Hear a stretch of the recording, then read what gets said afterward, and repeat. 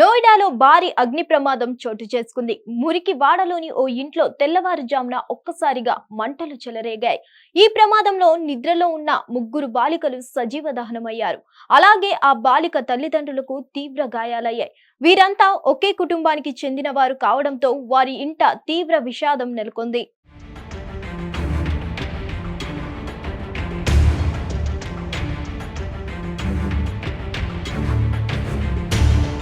ఇంట్లో పిల్లలతో పాటు తల్లిదండ్రులు నిద్రిస్తుండగా ప్రమాదం చోటు చేసుకుంది. ఈ ప్రమాదంలో 10 ఏళ్ల ఆస్థ, 7 ఏళ్ల నైనా, 5 సంవత్సరాల ఆరాధ్యలు నిద్రల్లోనే మృతి చెందారు. తొలుత అగ్ని ప్రమాదం జరిగిన సమయంలో బాలికలు తప్పించుకునేందుకు ప్రయత్నించినా వీలు కాలేదని తల్లిదండ్రులు వాపోయారు. ఈ ప్రమాదం జరిగిన వెంటనే స్థానికులు పోలీసులకు, అగ్నిమాపక సిబ్బందికి సమాచారం అందించారు.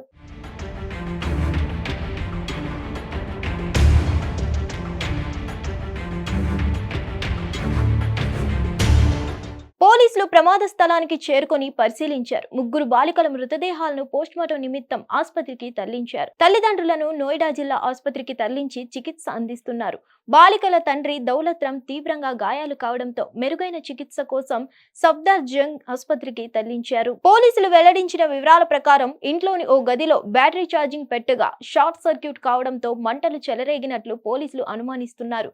ఈ ప్రమాదం తెల్లవారుజామున 3 నుంచి 4 గంటల మధ్య జరిగిందని స్థానికులు చెప్తున్నారు. ప్రమాదం జరిగిన సమయంలో మంటలు చెలరేగడంతో స్థానికులు అగ్నిమాపక సిబ్బందిని సమాచారం అందించారు. వెంటనే 2 అగ్నిమాపక వాహనాలతో సంఘటన స్థలానికి చేరుకొని మంటలను అదుపులోకి తీసుకొచ్చారు.